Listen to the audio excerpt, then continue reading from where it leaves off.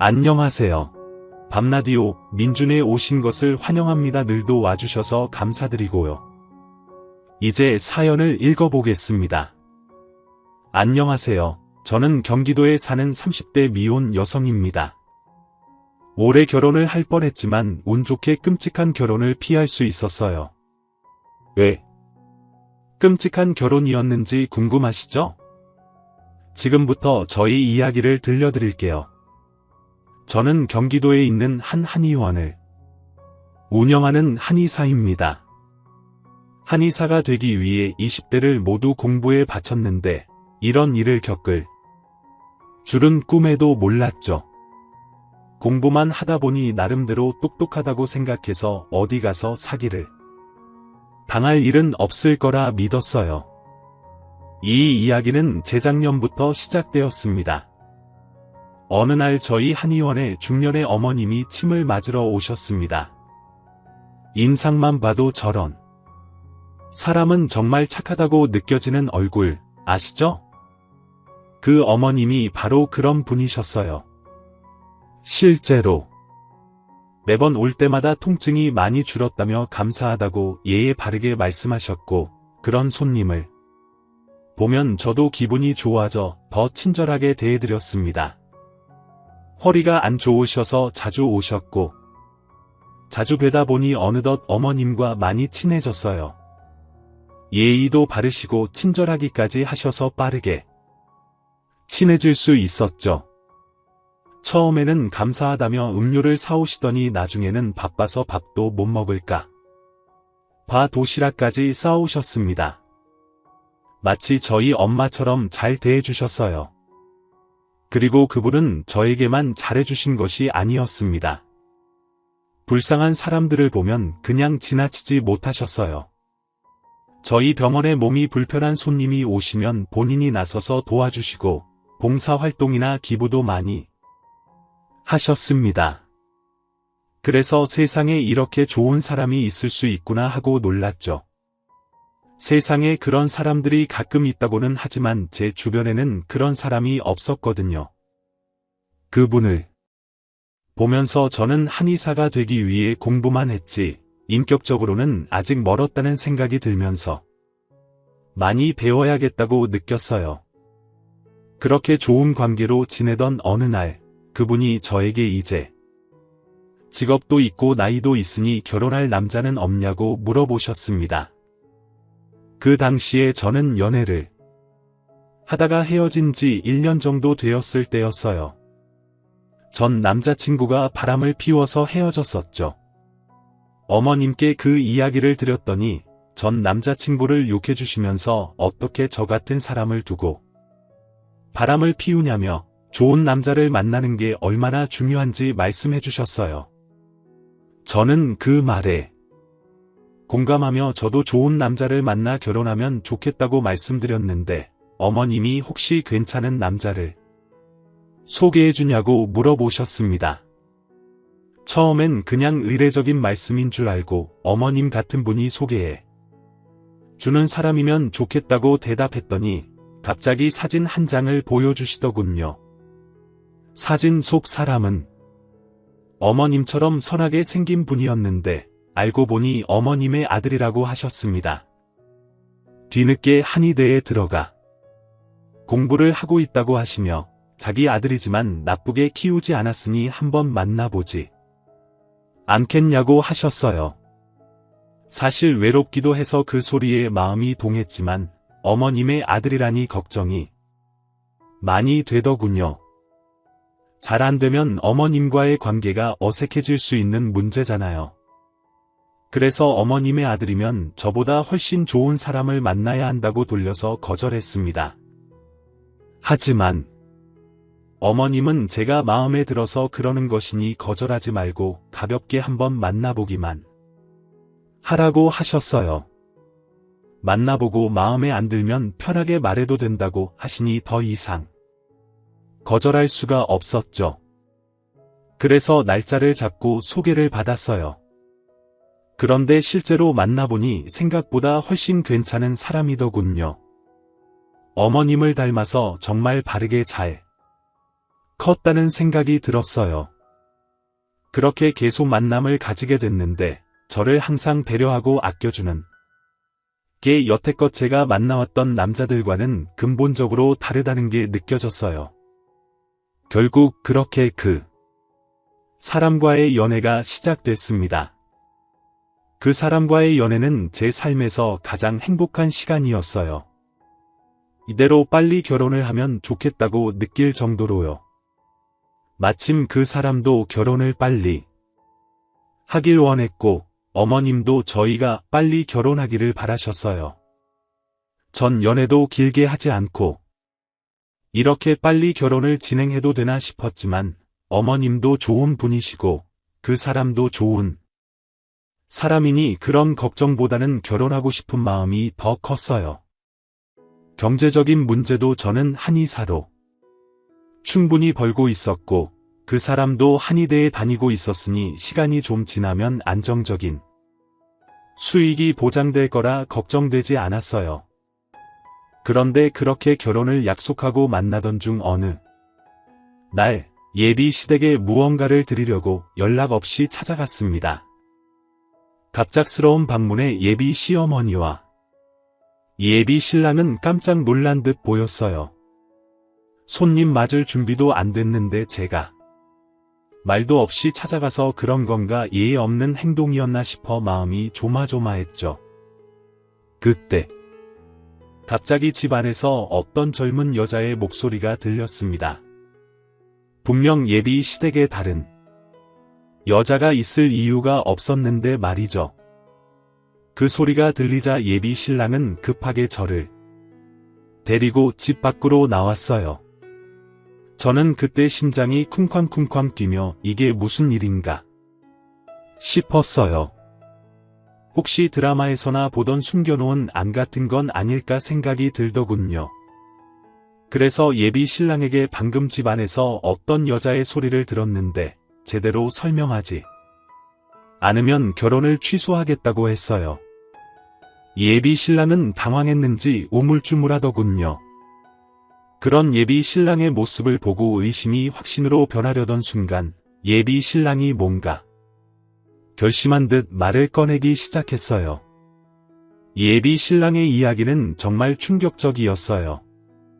사실 예비 신랑에게 아픈 형이 하나 있었는데 치료를 위해 애썼지만 오랜 투병 끝에 돌아가셨다고 하더군요. 그리고 집에 있던 여자는 사실 그 형의 아내, 즉 예비 신랑의 형수님이었습니다. 형수님은 형을 잃은 뒤에도 형을 잊지 못하고 재혼을 하지 않았고 자주 시댁에 찾아와 반찬도 해놓고 집안일도 도맡아 하셨다고 하더군요. 제가 방문한 날에도 형수님이 먼저 와 있던 거라고 했어요. 사실 예비 시어머니가 지금처럼 봉사에 열중하고 아픈 사람들만 도우며 기부해온 것도 다 형의 영향이 컸다고 해요. 아무래도 병과 싸우던 아들을 떠올리며 그런 사람들을 돕게 된 것 같다고 했습니다. 그럼 사연을 듣고 나니 아무 대가 없이 다른 사람들을 챙기던 예비 시어머니의 모습이 이해가 되었습니다. 그저 좋은 사람이라고만 생각했었는데 가슴이 아프기도 하고 어떻게 보면 전보다 더 대단한 사람이라는 생각이 들었어요. 게다가 예비 시아버님이 오래전에 돌아가셨다고 했는데 어머님 혼자 그런 고통을 감당하셨다고 생각하니 마음이 아팠습니다.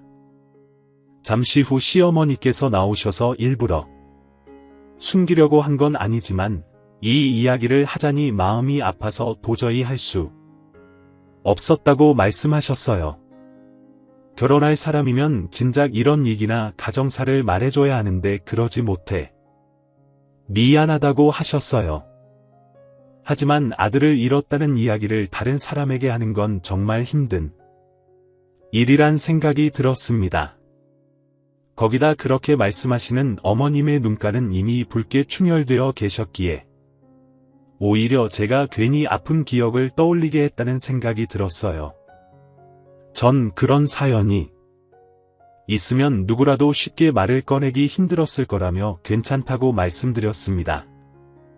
알아갈 시간이 애초에 짧기도 했었고 앞으로 계속 알아가면 되는 거니 저에게 전혀 미안해하지 않아도 된다고 했어요. 저는 그날 어차피 이렇게 된 거 예비 형님을 뵙고 인사를 드리는 게 좋지 않을까 싶었지만 예비 형님은 저를 만나기가 조금 꺼려지신다고 하셨어요. 아무래도 괜히 좋은 일에 본인이 끼는 게 좋지 않다고 생각하는 것 같다고 했습니다.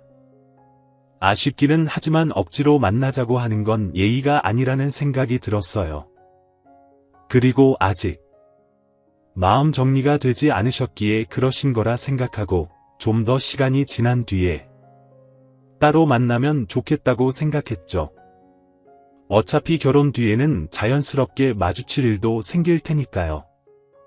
그날은 그렇게 지나갔고 어느덧 상견례 날짜가 다가왔습니다. 상견례는 서로 처음 뵙는 양가 부모님을 모시는 자리라 분위기가 어색할까 걱정이 많았는데 예상과는 다르게 화기애애했어요. 저희 부모님이나 예비 시어머님 모두 상대 집에 무언가를 바란다거나 하는 거 없이 그저 저희의 행복만을 생각해 주셨습니다. 화기애애한 분위기 속에서 상견례가 어느 정도 마무리될 때쯤 잠시 화장실에 가려고 자리에서 나왔는데 처음 가본 음식점이라 화장실이 잘 눈에 띄지 않았어요. 음식점이 워낙 커서 어디에 있는지 찾고 있었는데 갑자기 마스크와 모자를 깊게 눌러 쓴 어떤 여자가 제 손목을 낚아채더니 저를 화장실로 끌고 화장실 칸으로 들어갔어요. 왜? 사람이 너무 놀라면 소리도 안 나온다고 하죠? 전 소리 한 번 못 지르고 당황한 채로 화장실에 끌려갔습니다. 화장실 칸 안에 끌려간 뒤에서야 무슨 해코지를 당할 것 같다는 느낌에 어떻게든 소리를 질러보려고 했는데 그 여자는 제 입까지 틀어막으며 진정을 하라고 하더군요. 하지만 그런 상황에서 진정을 하라고 하면 진정이 되겠나요? 전 머리가 새하얗게 된 상태에서 몸만 바들바들 떨고 있었어요. 너무 무서웠으니까요. 하지만 그 여자가 내뱉은 다음 말은 저에게 더 큰 충격이었습니다.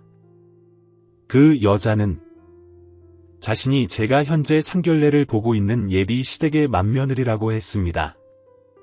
즉, 저희 형님이라는 말이었죠.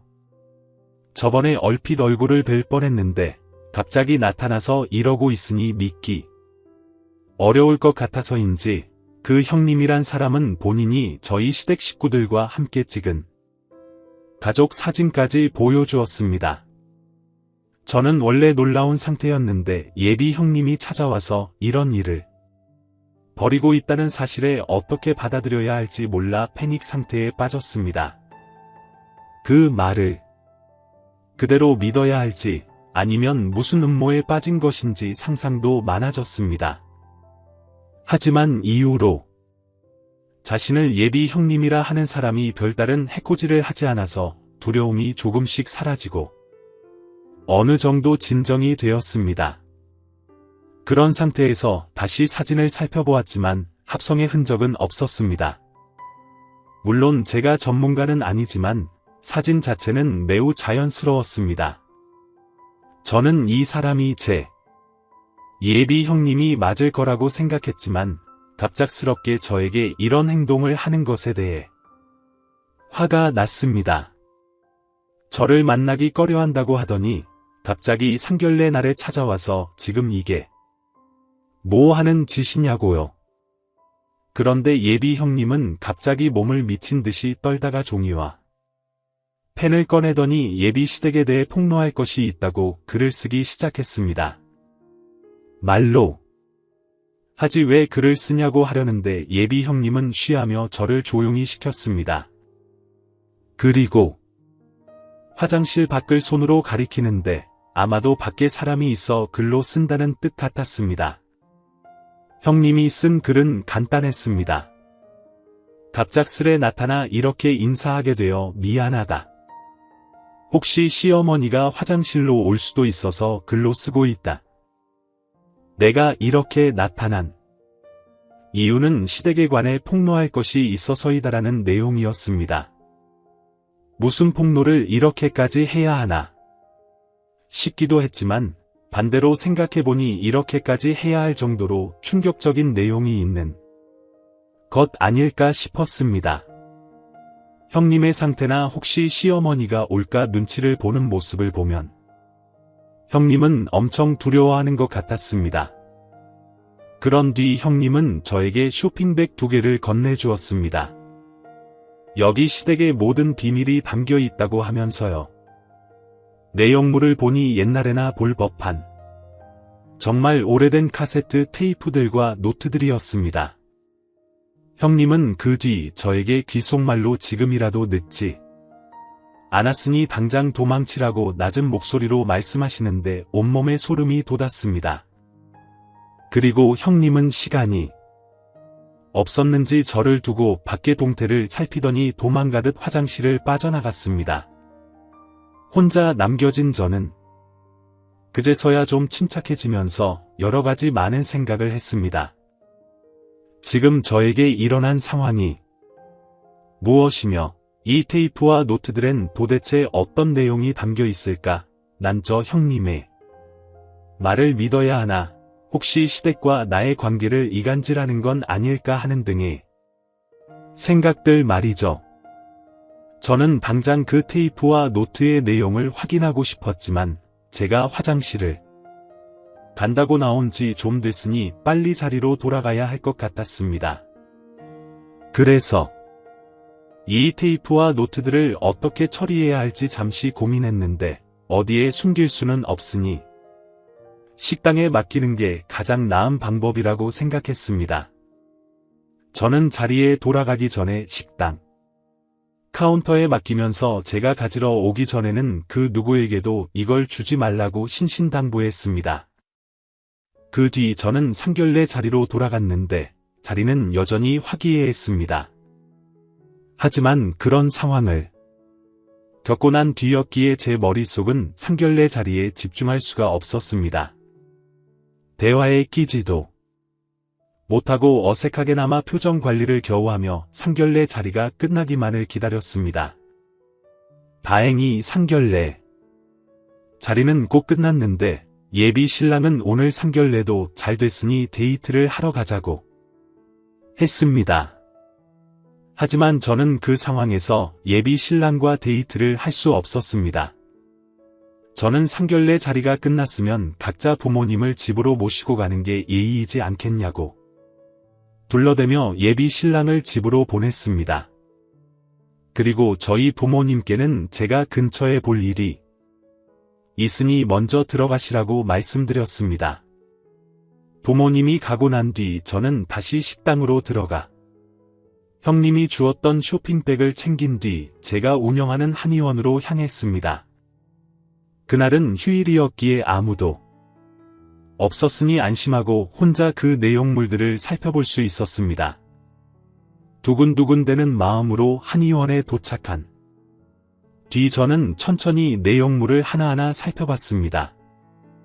먼저 노트의 내용을 읽기로 했는데 알고 보니 오랜 기간 형님이 써왔던 일기였습니다. 그 일기를 읽어보는데 저는 손이 부들부들 떨려오는 걸 느꼈습니다. 일기의 내용은 정말 상상하지도 못했던 충격적인 것들이었고 중간중간 형님이 증거로 남긴 사진들도 있었습니다. 그동안 형님이 당해왔던 부당한 대우들에 대한 증거들이 가득했습니다. 예비 시댁과 예비 신랑은 인두겁을 쓰고 어떻게 그런 짓을 할 수 있나 싶을 정도로 천인공노할 만한 반인륜적 범죄를 저지르고 있었는데 그 내용들은 처음부터 몇 가지만 말씀드리자면 이러했습니다. 날짜는 혹시 모르기에 일단 가리고 말씀드리겠습니다. 90몇 년도 몇 월 며칠 고아원을 떠나 새로운 집에 왔다. 이제 나에게도 가족이 생겼다. 아직 어색하긴 하지만 고아원에서 나를 데려왔다면 좋은 분들이겠지. 나도 평범한 아이들처럼 재미있게 살고 싶다. 내일은 무슨 일이 있을까? 90몇 년도 몇 월 며칠 고아원을 떠나 새로운 집에 온 지 벌써 한 달. 하루 종일 집안일만 하느라 바쁘다. 나는 TV에서 방영하는 만화도 보고 싶었는데 할 일이나 하라고 하면서 못 보게 했다. 내 또래로 보이는 두 형제는 재미있게 보던데 나도 보고 싶다. 90몇 년도 몇 월 며칠 나에게 작은 라디오가 생겼다. 전봇대 옆에 버려져 있던 라디오를 주었는데 다행히 작동이 됐다. 나에게도 이런 일이 생기다니. 물론 TV와는 다르지만 이게 어디야. 나에게도 잠들기 전 작은 즐거움을 누릴 수 있어 행복하다. 20년도 몇 월 며칠 여기 온 지도 벌써 3년이 지났다. 그동안 나는 몸에 생긴 상처들로 고통받았다. 일을 제대로 하지 못하거나 말을 안 듣는다고 혹은 마음에 들지 않는다는 이유로 나를 데려온 분들은 손을 자주 휘둘렀다. 나를 왜 데려온 걸까? 나는 노예가 된 기분이다. 내가 하는 일이라곤 집안일과 정신이 부족한 내 또래 남자아이를 돌보는 것뿐이다. 하루하루가 그저 지옥 같다. 이제 성인이 될 날도 얼마 남지 않았는데 성인이 되면 그땐 여기서 나갈 수 있겠지. 그날만을 기다린다. 2000년도 몇 월 며칠 나는 오늘 결혼을 했다. 아니, 정확히는 혼인신고를 당했다. 나의 남편은 이 집의 정신이 부족한 큰아들이다. 내가 원해서 한 결혼은 아니었다. 나를 데려온 분들의 강압에 의해 어쩔 수 없이 혼인신고를 하게 되었다. 너무 무섭다. 나는 아무것도 할 수 없고 그저 이 집의 노예일 뿐이다. 이런 내용들이었다. 이건 몇 가지만 말씀드린 거고 좀 더 상세한 내용들도 많았으며 최근까지도 계속 이어졌다. 지금까지도 거의 감금된 상태로 집에서 노예처럼 지내는 것 같다. 더 충격적인 건 돌아가셨다고 들었던 예비 시어머니의 큰아들은 사실 요양원에서 잘 지내고 있다고 한다.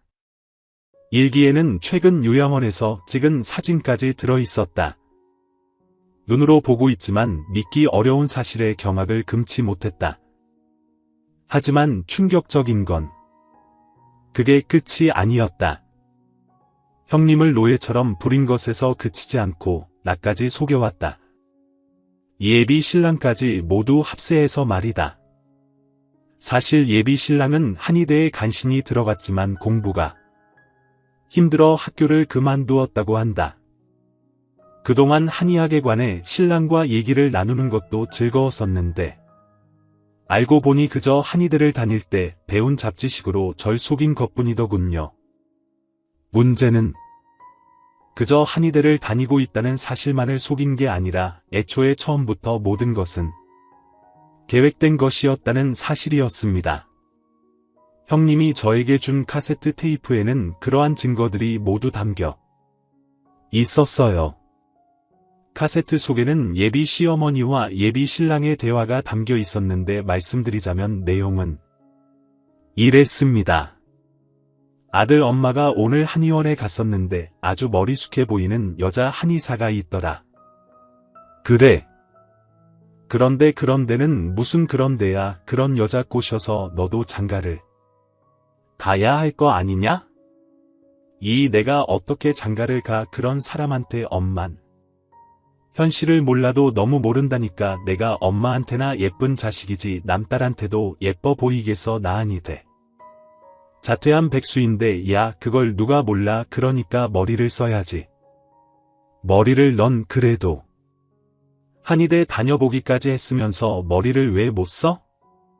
아이 무슨 머리를 써? 엄마가 다 생각이 있지? 사실 엄마가 이 한의사한테 엄청 잘 보여놨거든. 앞으로도 자주 얼굴 비추면서 이미지 좀 좋게 만들어 놓으려고 어떻게 엄마를 완전 천사처럼 생각하게 할 거야. 도시락이나 간식들도 좀 챙겨가 주기도 하고 거기에 아픈 사람들 많던데. 그 사람들 수발도 좀 들어주고 봉사나 기부 활동도 열심히 한다고 하고 말이야. 근데 그래서 뭐 해? 뭘 하긴 그게 다 시어머니 이미지가 되는 거고.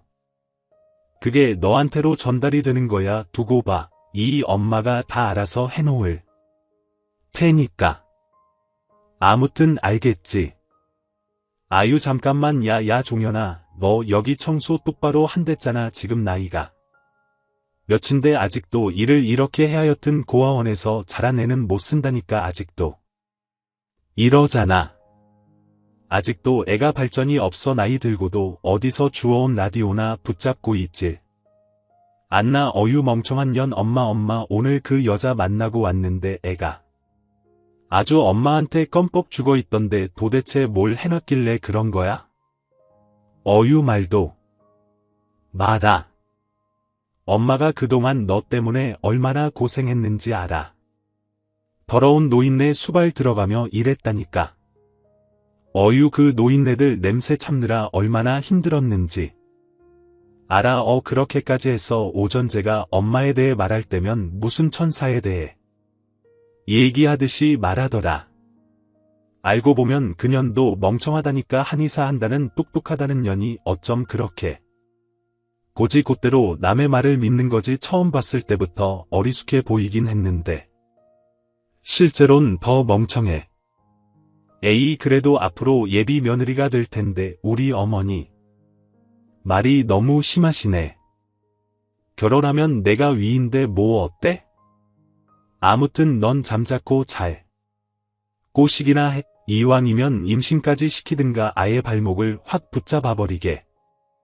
그리고 이 엄마가 쌓아놓은 이미지 망쳐놓지 말고. 엄마가 말한 대로 잘했지. 응 알겠어. 임신 그것도 좋은 방법이네. 그리고 나도 엄마처럼 천사처럼 보이게 잘 행동했지. 그리고 한의대 다니고 있다는 거짓말도 들통나지 않게 잘해놨으니까 걱정하지 마. 그리고 조금만 잘해주면 눈빛이 변하는 게 나한테 금방 빠질 것 같던데 들어보니까 예전 남자가 바람 피워서 헤어졌다더라. 그러니까 잘해주는 거에 대해 환장하겠지. 그런 거 뭐라 그러더라. 애정 결핍. 뭐 그런 거 생겨 있을걸. 그런 거. 그런데 나중엔 어떻게 결국엔 들통나지 않나. 어떡하긴 뭘 어떻게 그냥 대충 시험에서 떨어졌다고 거짓말하면 되지. 엄마도 바람을 계속 넣을 테니까 결혼도 빨리 해버려. 결혼하고 신혼생활하느라 너 시험도 떨어지게 만들었다는 죄책감도 심어줘야 너도 정당성이 생기지. 역시 우리 엄마 머리가 좋아. 그럼 그렇게 하고 난 뒤에 그 여자한테 계속 빌부터 살아라 그거지. 걘 멍청이에서 평생 그러고 살 걸 몇 개 듣지도 않은 테이프 속에 이미 너무 많은 두 모자의 진짜 얼굴들이 밝혀졌어요. 저는 이 두 것들을 어떻게 처리할까? 바들바들 떨리는 마음으로 마지막 테이프까지 끝까지 귀 기울여 들었죠. 엄마 오늘 잘 넘어간 것 같아. 아니 걘 왜 말도 없이 집에 찾아오고 난리야. 저 멍청한 형수가 있다는 거 걸릴 뻔했잖아. 재수 없었으면 우리가 전년한테 해온 것도 다 들통날 뻔했어. 걱정하지 마. 잘 넘어갔어. 잘 넘어갔어. 오늘 엄마 눈물 흘리면서 연기하는 거 못 봤어? 봤지? 엄마는 배우를 했었어야 했는데 그래도 나도 괜찮았지. 언니 둘러대기도 잘 둘러대고 역시 우리 아들 엄마 피는 못 속인다니까. 아무튼 이제 곧 상견례인데 상견례 때도 잘해. 엄마 말하는 것만 잘 따라오면 되니까. 그 집 부모도 아마 걔 닮아서 다 멍청하겠지만 그래도 조심해야 한다. 아이 걱정 마. 나도 이제 연기하는 거 완전히 통달했다니까. 테이프 속에 녹음된 예비 시어머니와 예비 신랑의 이 대화들을 듣는데 전 이성을 잃고 쓰러지기 일보 직전이었습니다. 처음부터 그러니까. 예비 시어머니가 저희 병원에 왔었던 그날부터 지금까지의 모든 것들은 거짓이었으며 다 계획된 것들이었던 거니까요. 거기다 말 하나하나가 제가 아는 예비 시어머니와 예비 신랑의 말투가 전혀 아니어서 목소리가 아니었다면 다른 사람인 줄 알았을 거예요. 그렇게 길지 않은 시간이었다고 해도 예비 시어머니와 알게 된 시간, 그리고 예비 신랑을 만나온 시간이 제법 되긴 하는데 그 천사 같던 사람들이 어떻게 이런 악마들로 변한 걸까요? 아니, 말이 잘못됐네요. 이런 악마 같은 사람들이 어떻게 그동안 제 곁에서 천사처럼 가장해 온 건지 믿을 수가 없더군요. 저는 아닐 거야 중얼거리며 테이프가 조작된 건 아닐까 혹은 또 숨겨진 내용들이 있는 건 아닐까 하며 그날 모든 테이프 녹음 대화들을 들었습니다. 제발 내가 봐왔던 사람들의 모습이 담겨 있길 바라면서 말이에요. 하지만 그런 건 전혀 없더군요. 처음부터 끝까지 그저 악마 그 자체였습니다.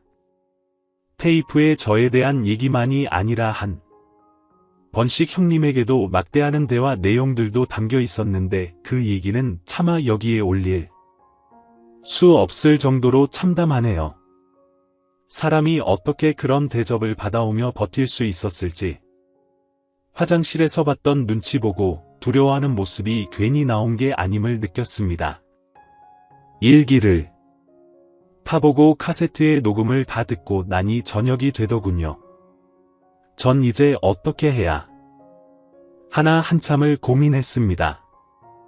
제가 혼자 가서 따지고 든다면 저 사람들이 과연 순수하게 자신들의 거짓을 인정할까, 나한테 해코지하는 건 아닐까, 그런 생각들이 생기더라고요. 저 사람들은 무슨 짓을 할 수 있을 것 같았으니까요. 고민 끝에 전 일기와 카세트를 들고 집으로 향했습니다. 그리고 부모님에게 제가 보고 들은 것에 대해 말씀드리고 형님이 주신 증거물들도 보여드렸어요. 부모님도 처음엔 저에게 무슨 말도 안 되는 소리냐 상견례 자리에서 봤던 분들이 그럴 리가 없다. 네가 뭔가 오해하고 있거나 그 이상한 여자가 너를 속인 걸 거다라고 하셨는데 형님의 일기와 카세트 내용을 확인한 뒤에는 아무 말도 못 하시더군요. 아버지는 밖에 나가셔서 담배를 피우시는데 뭔가 생각이 많아 보이셨고 어머님은 그 형님의 사연이나 제가 속아온 게 마음이 아프셨는지 눈물을 보이셨습니다. 그러고 이제 어떻게 해야 할지를 상의드렸는데 아버지가 이런 사람들은 도저히 그냥 둘 수가 없다고 하시더군요. 그리고 이런 증거들도 좋지만 가장 중요한 건 우리 눈으로 직접 확인을 해야 하는 것이니 지금 당장 그 집에 가자고 하셨습니다. 그 시간이 마침 새벽이었는데 그때 찾아가면 시댁은 아무런 대비도 못한 채로 저희를 맞이할 수밖에 없는 시간이었죠. 저흰 그대로 예비 시댁에 들이닥쳤습니다. 처음엔 어리둥절한 채로 문도 열어주지 않고 이 시간에 어쩐 일로 오셨냐고 하더군요. 그러자 저희 아버지는 사실 상견례 때 드릴 선물을 준비했었는데 분위기가 너무 좋아 깜빡하고 미처 드리지 못해서 가져왔다고 하셨습니다. 귀한 음식이라 상할 것 같아 새벽에 죄송하지만 꼭 지금 드려야 할 것 같다고 말이죠. 그러자 예비 시어머니와 예비 신랑이 뭔가 잠잠해지다가 결국 문을 열어줬는데 저희 아버지는 그대로 예비 시어머니와 예비 신랑을 밀어내고 그 집을 뒤지기 시작했습니다. 그러다 방 한 칸이 잠겨 있는 걸 확인하시고는 노크를 하신 뒤 다 알고 왔으니 문을 열어달라고 하셨습니다. 예비 시어머니와 예비 신랑은 지금 갑자기 남의 집에 와서 뭐하는 짓이냐고 소리를 치는데 저희 아버지는 침착하게 대응하시더군요. 다 알고 왔으니 발뺌 마시지 마시라고 어서. 방 안에 있는 사람 보여달라고 말이죠. 예비 시어머니와 예비 신랑이 당황해서 어버버 하고 있는데 잠시 뒤 끽하며 잠겨있던 방문이 열리더군요. 그리고 그곳에서 나온 사람은 저에게 화장실에서 일기와 카세트를 전달해준 자신이 형님이라고 말했던 그 사람이었습니다. 형님의 몰골은 말이 아니었어요. 낮에 본 것과는 다르게 얼굴에 또 상처가 들어있더군요. 아마도 허락 없이 밖에 나갔다 온 걸 걸려서 시어머니가 손을 올린 게 아닌가 싶었습니다. 일기와 카세트의 내용에 한치의 거짓말도 없는 사실이었다는 걸 한순간에 느낄 수 있었죠.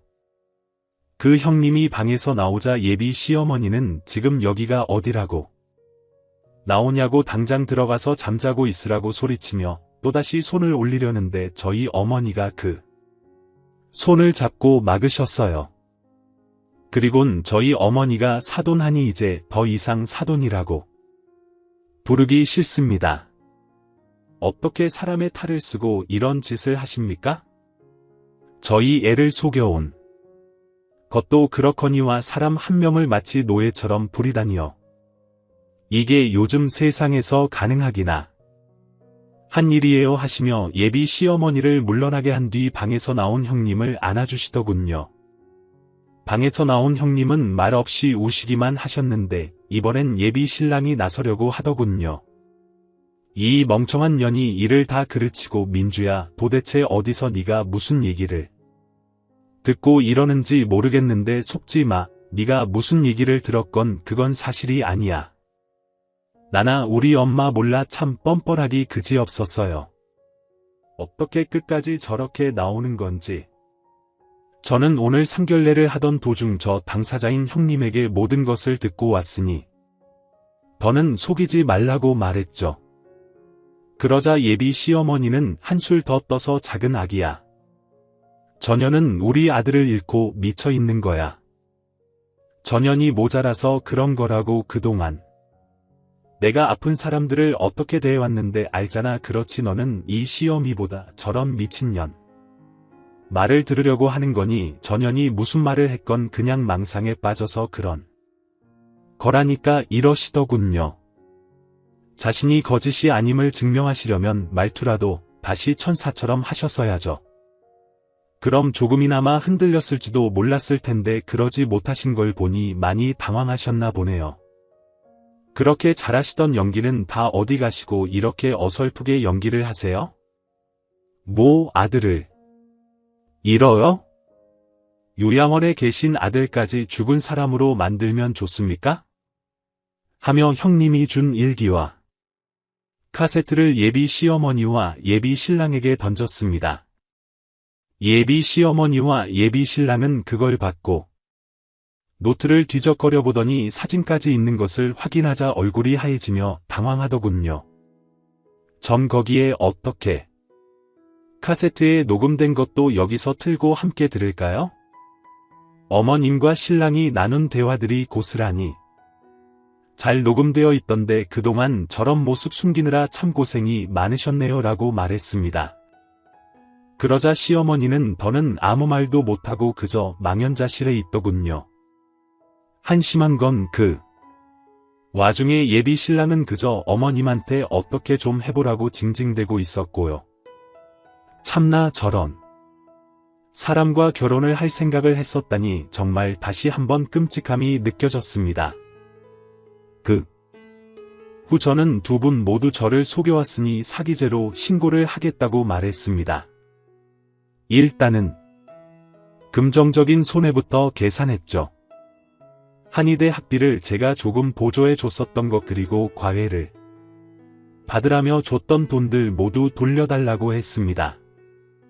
저는 금전적인 여유가 있었고 결혼을 할 생각이었기에 그런 걸 보조해주는 게 아깝지 않았었거든요. 그리고 예식장 비용, 스튜디오 비용 등 모든 결혼 준비 비용에 대한 위약금도 다 내라고 했습니다. 그러자 시어머니는 처음 보는 눈빛으로 저를 노려보시더니 지금 이 일이 모두 형님 때문이라고 생각하셨는지 형님을 향해 다시 손을 들려고 하시더군요. 저희 가족은 그걸 막은 뒤 형님을 모시고 그 집을 빠져나왔습니다. 예비 형님에 관한 것 또한 법적으로 절차를 밟을 것이니 기대하고 있으란 말과 함께 말이죠. 그 후 저는 예비 형님 아니 제가 지옥에 끌려갈 뻔한 것을 구해준 은인이죠. 그 언니가 무사히 소송을 진행할 수 있도록 변호사를 선임해 주었습니다. 비용은 모두 제가 처리했고요. 그리고 얼마 전 소송이 모두 끝났어요. 일기와 사진, 카세트 내용까지 증거가 너무나도 명백했기에 단박에 판결이 내려지고 항소심도 받아들여지지 않더라고요. 예비 시어머니와 예비 신랑 그 악마 둘은 손해배상은 물론 징역형을 살게 됐습니다. 단순히 노예로 부리기만 한 게 아니라 폭행죄도 있었으니까요. 법정에서 실형을 선고받은 모습을 본 순간 얼마나 속이 시원하던지. 저를 구해준 은인인 그 언니는 현재 제 한의원에서 일하고 있습니다. 그동안 노예처럼 살았기에 제대로 된 교육을 못 받아서 취직하시기 어렵다고 하더라고요. 그래서 보답도 할 겸 저희 의원에서 작은 업무와 청소, 그리고 의원을 운영하는 데 필요한 비품 정리 같은 일을 하시라고 말씀드렸어요. 처음엔 자기가 아무 능력도 없는데 어떻게 이런 데서 일하냐고 거절하셨지만 제 간곡한 청에 결국 수락하셨죠. 그런데 과거에 그 예비 시어머니에게서 봤던 그 천사 같은 사람이 바로 이 사람이었습니다. 저희 한의원에 오시는 손님들에게 너무 잘해주셔서 저희 한의원은 친절한 의원으로 소문이 나 전보다 더 잘 되고 있어요. 물론 당연히 급여는 그만큼 섭섭하지 않게 잘 챙겨드리고 있고요. 사적으로도 많이 친해져서 마치 친정이 같은 사이로 지내고 있습니다. 그리고 본인 의사 없이 한 결혼 또한 이혼을 하게 되어 지금 완전히 자유의 몸으로 잘 지내고 있어요. 언니는 제가 생명의 은인이라고 하지만 저 또한 이 언니가 저희 생명의 은인이라 생각하며 좋은 연을 이어가고 있어요. 저 같은 경우는 흔하지 않겠지만 어쨌든 혹시라도 여러분들에겐 이런 일이 없었으면 좋겠네요. 세상 사람 모두가 착하고 선해서 행복만이 넘쳐나길 바라며 이만 마치겠습니다. 저의 이야기는 여기서 마무리하겠습니다. 모두 평안하시길 바랍니다. 사연이 재미있으셨다면 구독과 좋아요, 알림 설정까지 꼭 눌러주세요.